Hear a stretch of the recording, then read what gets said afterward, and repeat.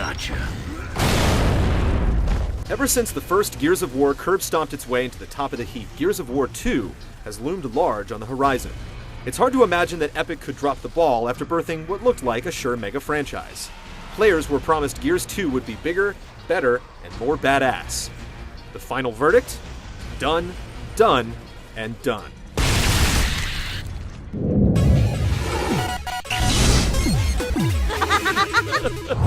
Six months after Marcus Phoenix and the rest of Delta Squad defeated the invading Locust Horde by detonating a lightmass bomb, the ugly underground dwellers suddenly begin to strike back by sinking entire cities into huge holes. With only one major stronghold left, humanity is forced to go on the offensive, drilling their way underground to rip the Locust a new one.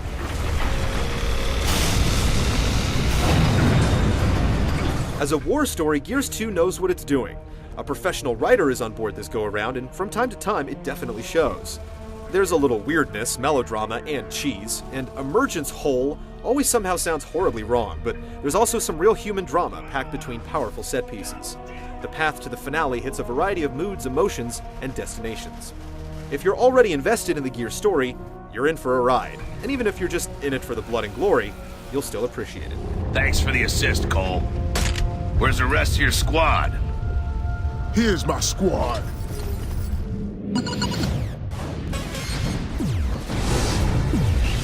We're gonna have to blow this thing open. Baird, can you get a blast charge ready? Of course. Regular or extra strength? Extra strength. First on the menu is a well-paced campaign that clocks in at just the right length. You can go solo or play with a friend, getting a balanced experience even if the two of you are on different difficulty levels. You'll take in impressive sights, frequently change locations, hit a few burly boss battles, and when you start to feel like you've slaughtered enough enemies, you'll head towards the finale.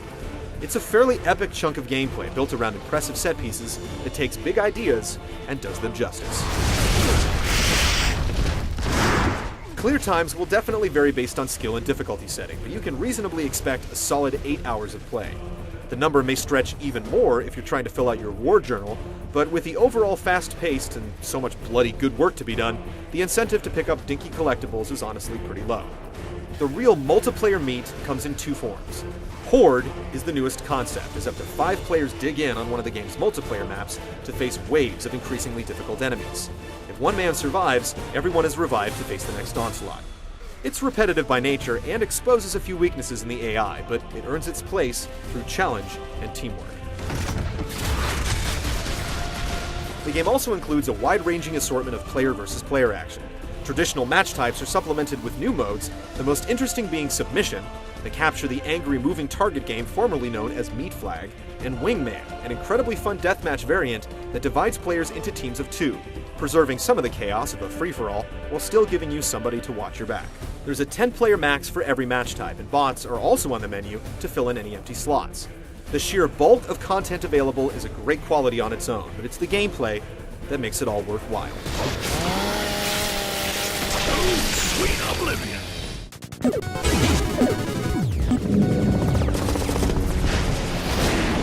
The original Gears of War had a signature feel, and Gears 2 doesn't mess with what worked before. Characters have a real feeling of weight and momentum, trucking across open space with a signature roadie run, crashing into cover, firing powerful weapons, and colliding up close and personal for gory chainsaw kills.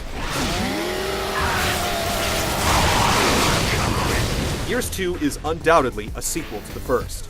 If you played the first game, there's nothing here that's earth-shattering. It adds some variety and complexity while addressing game balance. Chainsaw duels may essentially be simple, but the stronger button masher will survive. The meat shield mechanic, which lets players pick up a downed enemy to soak up bullets, is a great defensive move, and improvements to the cover system make the game even more playable. No longer will you find yourself latching onto random walls after coming out of a roll, and you can even customize your control scheme to limit mistakes. Everything about the core gameplay works, but the game makes sure you have a few breaks in between. Riding a beastly vehicle and manning powerful turrets is a big part of the COG job description. Don't be surprised if you end up looking at the standard shooting sequences as a break from it. The different environments substantially change the way you fight and progress. There are enough different types of enemies so that you'll need to adopt new strategies to deal with them. Fast-moving, skittering bombs called tickers are only one of the new occupational hazards. They're spread out over the campaign, but you can really get familiar with the new faces in Horde mode. As for the boss fights, they don't really flow completely with the rest of the game, but they still make a lasting impression.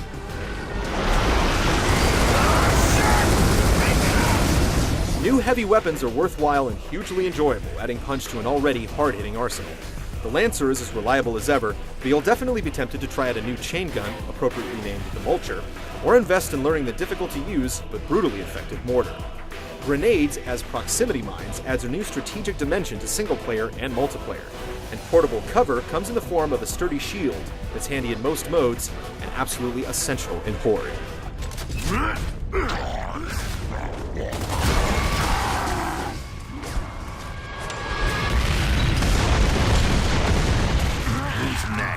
Multiplayer hasn't quite been revolutionized, but it has been significantly improved. Numerous balance tweaks and smart new mechanics help make multiplayer enjoyable and fair. A stopping power feature discourages head-on charges, and being able to crawl when you're downed increases survivability and makes the somewhat risky finishing moves even more important. If you are taken out, a dynamic battle camera lets you snap and save pictures. Even though it's been expanded, the gameplay remains focused and fun.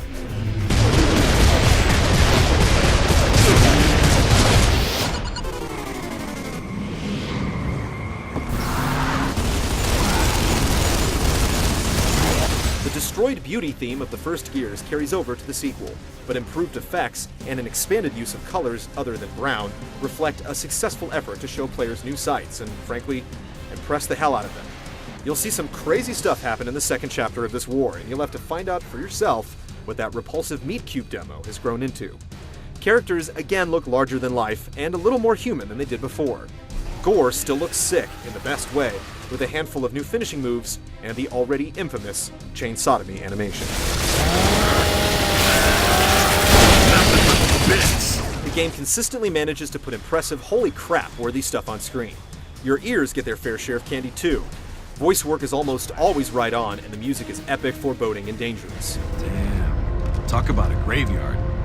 Dirty grub shit all over this place. I got no respect for the dead.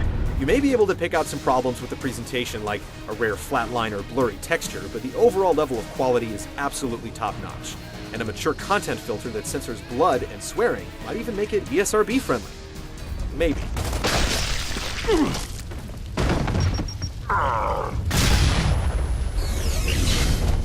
It's not absolutely perfect. It's fairly similar to the first game, and it can be boiled down to a simple war game about killing aliens. But Gears of War 2 delivers on all its promises and accomplishes almost everything a big sequel should, keeping its distinct identity while buffing up in every possible category. Unless you're already a confirmed hater or have absolutely no interest in ripping Locust apart with some of gaming's most badass weaponry, don't think twice.